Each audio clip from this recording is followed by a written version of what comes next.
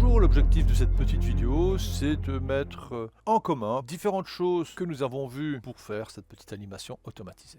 Premièrement, on va créer l'objet qui va être la sphère. On va placer son point pivot à la base, et ce sans modifier dans l'espace objet les différentes channels, mais plutôt en allant dans l'espace objet et en montant le centre à 0.5. Bilan, si je reviens sur l'espace objet, le pivot est bien à la base. Dans l'espace objet de la sphère, je vais maintenant créer une boîte qui va me servir de déformation. Cette box, je vais aussi placer son centre à 0.5 pour qu'elle englobe la sphère. Je vais mettre un certain nombre de divisions. C'est ce nombre de divisions qui va vous permettre de contrôler la déformation de la sphère. Attention, une fois que vous l'aurez déterminé, vous ne pourrez plus revenir en arrière. Je vais mettre ici un edit. Cet edit va modifier les points de la box que je viens de créer avec sa subdivision. Je vais mettre ici un nœud lattice. Première entrée, ça va être la sphère qui va subir le référent box comme déformateur. Et troisième entrée, ça va être la déformation du déformateur. On peut considérer ceci comme treillis de déformation. Le lattice, on va l'activer et le mettre en mode point.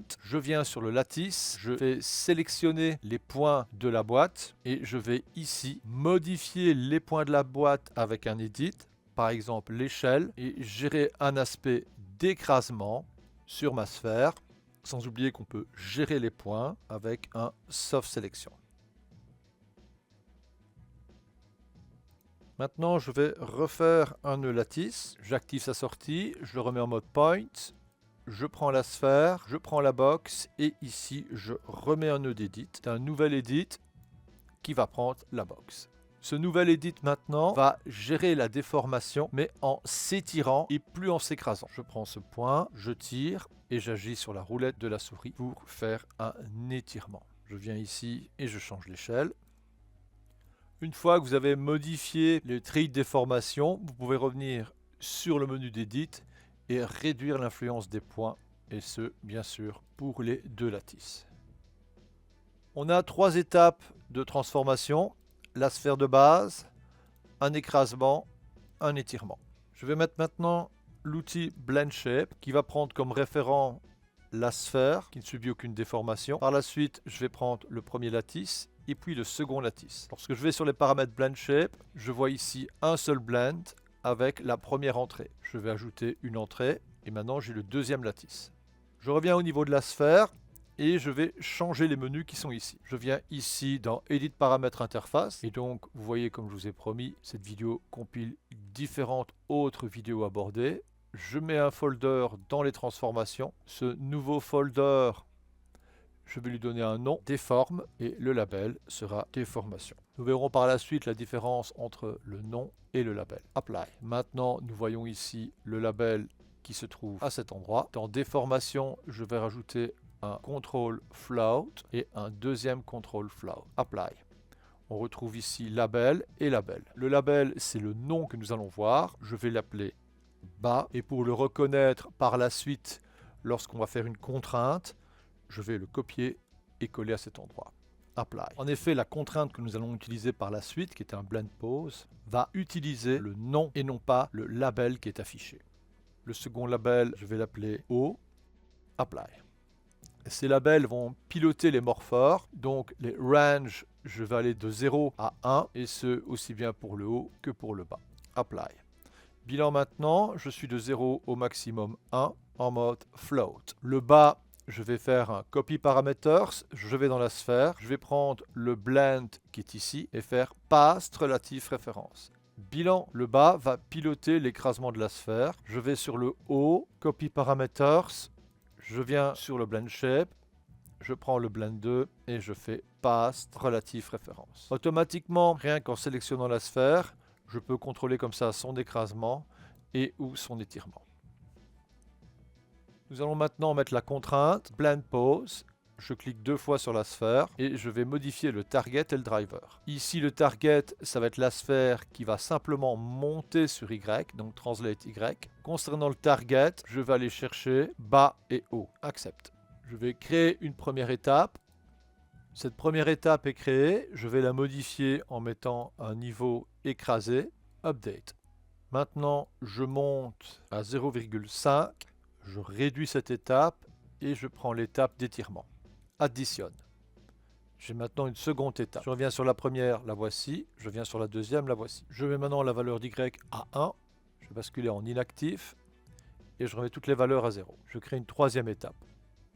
J'ai maintenant l'étape 2, l'étape 1 et l'étape 3. Je quitte le blend pose. Je sélectionne la sphère. Et automatiquement, simplement en montant la sphère, elle va passer par les 3 étapes. Je mets à 0. Je vais créer une clé en faisant Alt sur la valeur de déplacement sur Y quand elle est à 0 sur le premier frame. Je vais maintenant sur le frame 25, je mets la valeur 1 et je crée une clé. Je bascule en temps réel, bilan j'ai automatiquement ceci. Maintenant sur la translation Y qui est animée, je fais bouton droite Channel, extrapolation et je vais mettre Oscillate. Si je fais Play, je vais voir ceci. Cette oscillation est tributaire de la position de la dernière clé. Si vous voulez modifier cette dernière clé, vous pouvez faire Shift pour la sélectionner et avec le bouton du milieu, la déplacer sur le frame que vous désirez. Je vais maintenant sur le déplacement Z de la sphère, je crée une clé à 0. Lors du cycle complet, en fonction du déplacement des clés, je vais déplacer le Z par exemple sur -1 et créer une clé. L'animation du Z, je vais maintenant aller dans Channel et la mettre en extrapolation, cycle et offset pour qu'elle continue en s'implémentant en termes de valeur. Maintenant, je bascule en rotation. Sur X, je vais créer une rotation nulle sur le premier frame. Donc, je crée une clé avec Alt et je clique. Lorsqu'elle est au quart du chemin du cycle, je vais faire une légère rotation. Je valide la clé. Lorsqu'elle est à 3/4 du cycle, je tourne un peu à l'opposé. Je valide la clé. Lorsque j'ai fini le cycle, je remets la rotation à 0. Et je valide la clé toujours avec Alt. Maintenant, nous savons que le déplacement est linéaire à ce stade. Et nous savons que ce stade correspond aux déformations de l'édit qui est ici. Je vais varier les plaisirs en mettant un Soft Transform. Ce Soft Transform va aller chercher le point de la boîte qui déforme la sphère via ce lattice. Je clique ici et je prends le point de cette boîte en faisant Enter. La gestion du Soft Transform, elle se fait soit via le menu, soit la roulette de la souris. Nous remarquons que le point pivot n'est pas bien placé. Je vais tout simplement appuyer sur 3 au-dessus de ZE pour spatialiser le pivot en mode accrochage sur ce point. Je quitte le mode accrochage et je quitte l'édition du point pivot en appuyant sur 3 au-dessus de ZE. Je peux déplacer légèrement vers l'arrière. Cette variable ne va être prise en compte qu'à partir du moment où il va utiliser la deuxième cible du morpheur. Cette variable, je vais l'ajuster et lui mettre une clé avec Alt. Lorsqu'il utilise la même variable en descendant, je vais ajuster la position et je valide la clé en cliquant avec Alt. Là, je viens de créer un cycle dans lequel vous pouvez modifier et recorriger la deuxième cible du blend, aussi bien en position qu'en rotation d'ailleurs. Maintenant, cette animation sur Translate ou éventuellement si vous avez fait sur rotation, on clique sur le mot Translate et ou rotation. On va dans le Channel, extrapolation et je vais le mettre en mode Oscillate. Je regarde maintenant le résultat. Play. À bientôt.